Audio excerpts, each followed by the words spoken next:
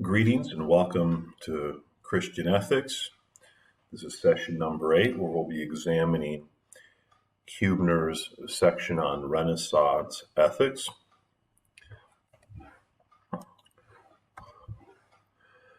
We'll begin by just an introduction with some of the major themes of the Renaissance.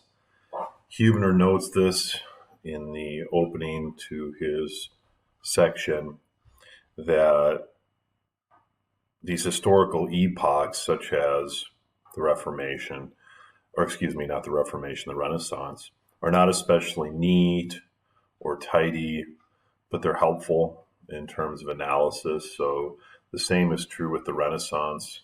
There has been much written on this, and we're doing just a quick examination of it to help us kind of understand the development of Christian ethics in general. So the Renaissance, based on the readings, comes from the Old French meaning rebirth. And within the Renaissance, that rebirth was sought by looking back into classical texts to help find insights into kind of late medieval life. The Renaissance was not interested in rejecting Christianity per se. Renaissance writers and thinkers, however, were not satisfied with the power, the leadership of the church, and the articulation of life as they knew it through the medieval lens.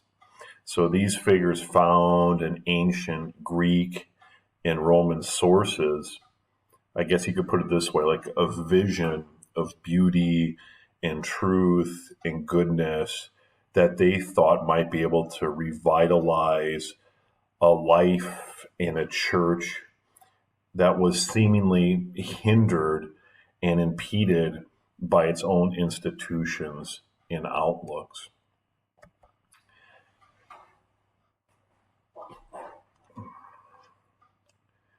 Huebner uses two figures to help us kind of just get a fuller picture of what Renaissance ethics might look like. And he uses first Erasmus.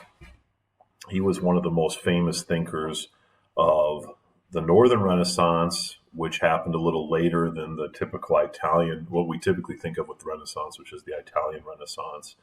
The last years of the 15th century, it's called the Northern Renaissance because this is what occurred, north of Italy. Often, Erasmus is categorized as a Christian humanist. Christian humanists were very much like the other humanists, but unlike some of the other kind of Renaissance figures, quote, Erasmus made a connection between humanist teaching and scholarship on classical language and literature and the study of ancient Christianity, including the Bible and the church fathers. Okay. So Christian humanists were determined to kind of bring about a spiritual renewal in some institutional reforms to Christian society. Erasmus was a pretty amazing man when you start to read about him in his life. In English, we would call him a heavy hitter. He wrote extensively on dozens of topics, created scholarly editions of scripture in the original languages, translated texts from Greek into Latin so that people could read them, wrote extensively, was a satirist and a philosopher. So he actually was a pretty extraordinary figure in the, late 15th century, early 16th century.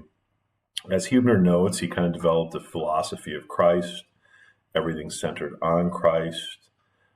He was a big proponent of education, and he also kind of opposed war as a deviation from what Christianity should strive for. The second figure that Huebner uses is Thomas More. Thomas More died by execution in 1535. Once again, another very interesting figure, probably worthy of his own class, much like Erasmus. He was a writer, he was a lawyer, he was a statesman. He published the novel Utopia in 1516. There's different interpretations of exactly what and who he is criticizing in Utopia. Utopia, as just a general concept, is the idea of a perfect society. You know, he viewed society much like, well, he didn't view it. He presented society in Utopia formally, much like Plato did in the Republic. For him, it was, for More, it was this island. You kind of can see that in the picture here. So he was a critique of, at the very basic level, at least of society and the church, although there's a lot of, it seems to be, disagreement about exactly where and how to draw the lines of that criticism. Also considered a humanist. He was a fierce defender of papal authority, equally fierce critic of the Reformation. He is attributed to, tortures and execution of Lutherans and Protestants are attributed to him, although there's some controversy on that too, because it seems as though most of the evidence for that comes from a single source, from a person who was pro-Protestant.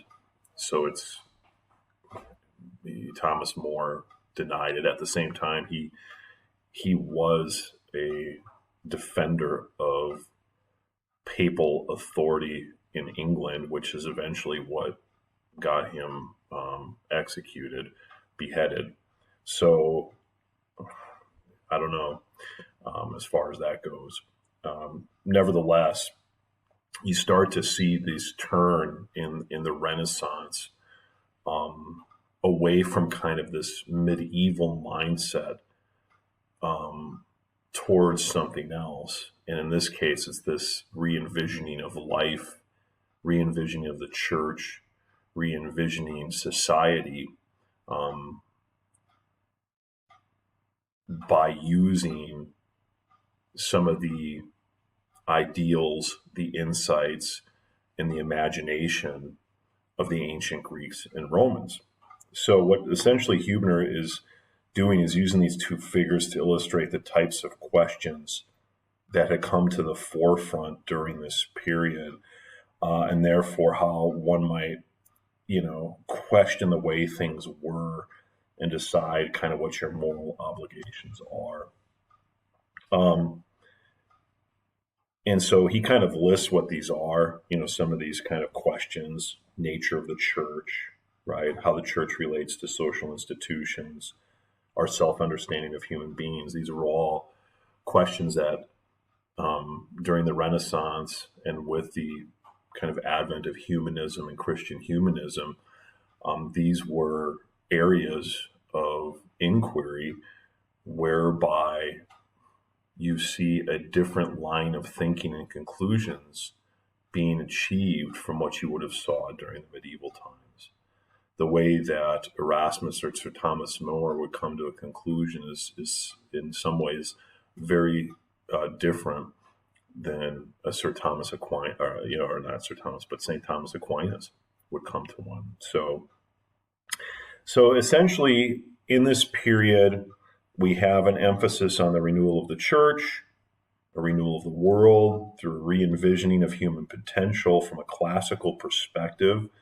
And while it is still fundamentally Christian, you can see that, for example, in just the art, the subject matter in the art. Obviously, there's lots of ancient Roman and Greek mythology used as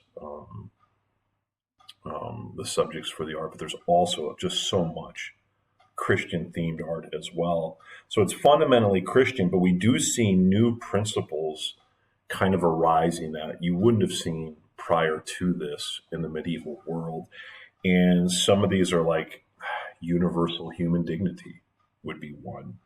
Another one you kind of see come to the forefront is individual freedom, right? I mean, discussions of individual freedom would not have had the same kind of emphasis or resonation in the medieval times as they would in the Renaissance time and afterwards. And also, you see kind of a more kind of focus on happiness. And while this is still very Christian, one with links to Plato, Aristotle, and Scripture, it's kind of elevated in its role for evaluating and generating a good life. So, I mean, essentially, in terms of Christian ethics, you're starting to see some of these things that we might just take for granted beginning to emerge within a Renaissance context.